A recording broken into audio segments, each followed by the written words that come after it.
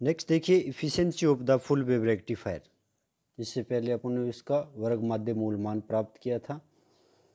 जो दिष्टकारी दक्षता होती है वो किससे प्रदर्शित की जाती है, ईटा के द्वारा प्रदर्शित की जाती है।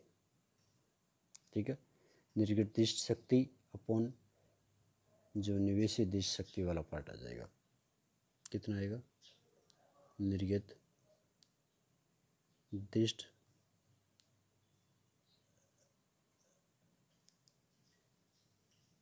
शक्ति अपॉन जो स्टार्टिंग वाला पार्ट था प्रत्यावर्ती शक्ति।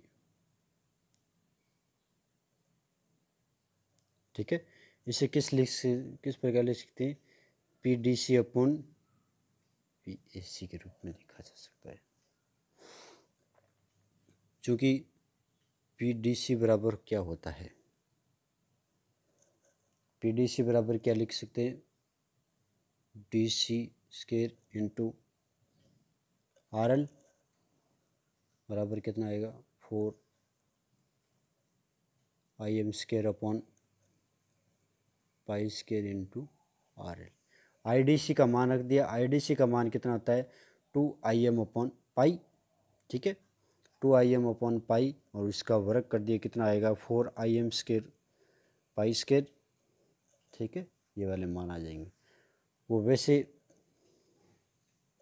पी एस सी का मान कितना आएगा, I R M S square. ठीक है, और इसके साथ जो कितना आएगा,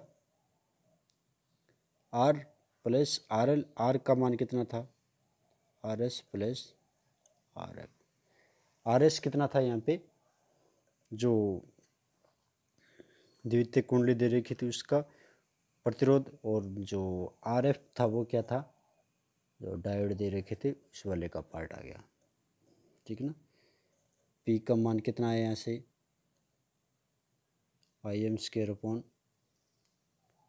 2 मान रख दो, आर प्लस आर एल आ जाएगा। ठीक है, धन ईटा क्या आएगी, ईटा बराबर क्या लिख सकते हैं, 4 I M square R L upon pi square into 2 upon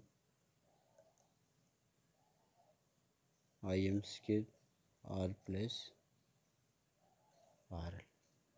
ठीक है, ईटा बराबर कितना आया, 8 आर एल अपॉन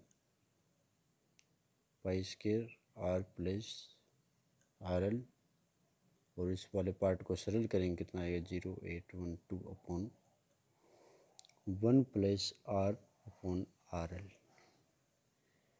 कहने का अर्थ है कितनी आई point, 81.2 1 plus R upon R L माना जाएगा। ठीक है, ये वाले मान अपने पास यहाँ पे प्राप्त होते हैं इसके। ठीक है, क्या क्या मान दे रखा है, ध्यान से देखिए। Efficiency of the full wave rectifier, जो पूर्ण तरंग दिष्टकारी था उस वाले पार्ट की क्या आएगी अपने पास, दक्षता निकालने की, ये कार्य कितना तक कर जीतता है।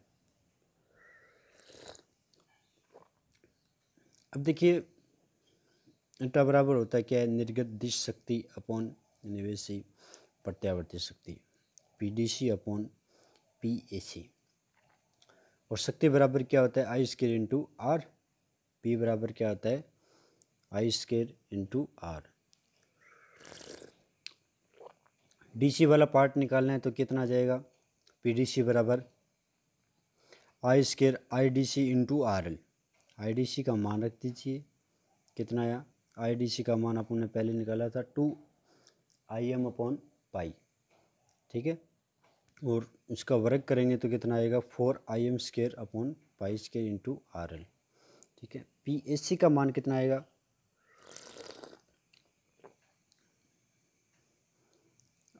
I square R M S R plus R L. तो आर का मान कितना होता है यहाँ पे, एक तो था आर एस जो क्या था द्वितीयक कुंडली का प्रतिरोध, और एक क्या था अपने पास आर एफ, जो क्या था डायोड का प्रतिरोध। ठीक है ना, ये वाले पार्ट अपने पास प्राप्त हुए थे।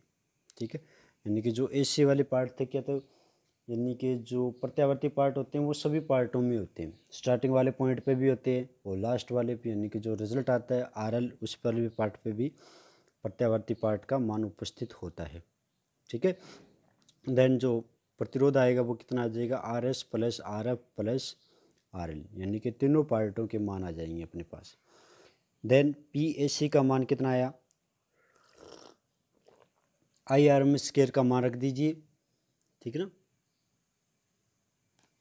आई आर एम स्क्वायर का मान रख देंगे कितना है, I M square upon 2 R plus R L, eta बराबर 4 I M square into R L upon pi square into 2 I M 2 upon I M square R plus R L.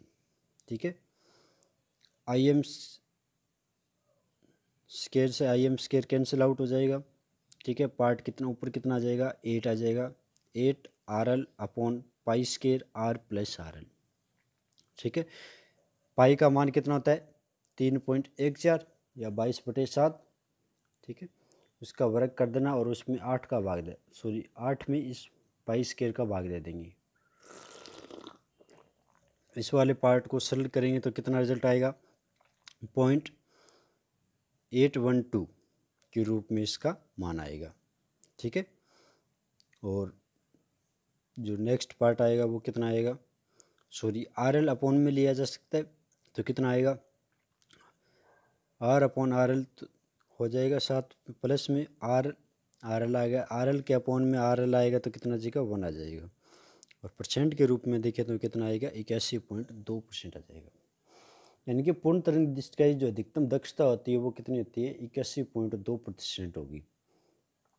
ठीक है, जबकि आर एल की तुलना में जो R S व R F थे, यानी कि डायोड व कुंडली के प्रतिरोध थे, वो क्या होते हैं, नगण्य माने जाते हैं। यानी कि जो यहाँ पे क्या आएगा, R less than R L के रूप में रहता है। ठीक है, ये क्या होती है, जो अर्ध तरंग दैर्ध्य होती है उस वाले से क्या होती है, दोगुनी होती है। ठीक है ना, नेक्स्ट देखिए इसके आगे रिपल फैक्टर। रिपल फैक्टर क्या होता है, यानी कि जो पूर्ण तरंग दैर्ध्य या जो अर्ध तरंग दैर्ध्य, यानी कि कहने का अर्थ है दैर्ध्य में क्या था, अपने पास जो मान प्राप्त हुए थे आर एल के सिरों पर, वो मान क्या होते हैं, प्रत्यावर्ती दैर्ध्य के रूप में प्राप्त होते हैं। ठीक है, लेकिन इसमें क्या है, कुछ चेंज हो जाता है। दैर्ध्य का अर्थ क्या होता है, प्रत्यावर्ती पार्ट को दैर्ध्य वाले पार्ट में चेंज करते हैं। ठीक है ना, लेकिन इसमें कुछ मान क्या होते हैं, जैसे कि दैर्ध्य वाला पार्ट आ गया, उसके साथ क्या होते हैं, कुछ प्रत्यावर्ती वाले पार्ट उपस्थित हो जाते हैं। ठीक है, आर एल के सिरों पर जो दैर्ध्य मान प्राप्त होता है उसके साथ क्या हो जाते हैं, कुछ प्रत्यावर्ती वाले पार्ट भी क्या हो जाते हैं, उपस्थित हो जाते हैं। इन्हीं प्रत्यावर्ती वाले पार्टों को क्या कहते हैं, रिपल फैक्टर कहते हैं, ऊर्मिका गुणांक। यानी कि दैर्ध्य कार्य में जो दैर्ध्य वाले पार्ट प्राप्त होते हैं उसके साथ साथ कुछ पार्ट क्या होंगे, प्रत्यावर्ती वाले पार्ट भी प्राप्त होंगे। इन्हीं प्रत्यावर्ती वाले पार्टों को क्या कहते हैं, रिपल फैक्टर कहते हैं, ऊर्मिका गुणांक कहा जाता है। ठीक है, ये ऊर्मिका गुणांक का मान क्या होता है, तो ये स्पष्ट हो गया कि एसी और डीसी पर डिपेंड करेगा। ठीक है ना, तो एक तो जो प्रत्यावर्ती पार्ट प्राप्त हुआ है, ठीक है ना, यानी कि जो डीसी के साथ प्रत्यावर्ती पार्ट प्राप्त हुआ है और एक जो डीसी प्राप्त हुआ है, ठीक है, उन दोनों के अनुपात से इसका मान निकाला जाता है। यानी कि आर बराबर क्या आता है, प्रत्यावर्ती धारा का प्रभावी मान अपॉन डीसी धारा का प्रभावी मान, कितना आएगा, I A C upon I D सी के रूप में इसका मान क्या हो जाएगा, अपने पास प्राप्त हो जाएगा। रिपल फैक्टर यानी कि दैर्ध्य धारा के साथ क्या आएंगे, दैर्ध्य जो मान प्राप्त होते हैं ना प्रत्यावर्ती वाले, वो वाले पार्ट इनके रूप में लिखा जा सकता है। आर बराबर आ गया प्रत्यावर्ती धारा का प्रभावी मान अपॉन औसत धारा का प्रभावी मान, यानी कि आर बराबर कितना आएगा, I A C upon I D C, I R M square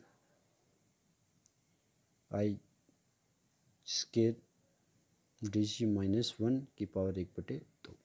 ये वाले मान देखिए कैसे प्राप्त हुए थे। IAC बराबर कितना मान हुआ था, इससे पहले अपन ने जिससे मान प्राप्त किया था टोटलिंग पावर के बराबर इसका मान अपन ने क्या किया था, प्राप्त किया था। ठीक है,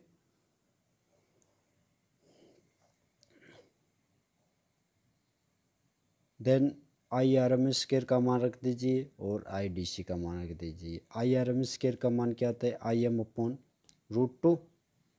ठीक है, और IDC का मान कितना होता है, π/2 होता है। ठीक है ना, और साथ में क्या जाएगा -1। आइए इनका वर्ग करके इनके मान पुट कर दीजिए।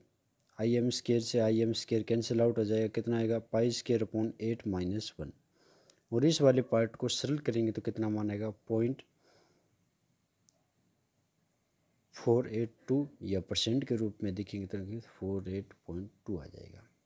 ये किसका मान आएगा, रिपल फैक्टर R का मान अपने पास यहाँ पे प्राप्त हो जाता है। ठीक है, इससे पहले जो अर्ध तरंगदिष्टकारी था उस वाले का कितना मान प्राप्त हुआ था,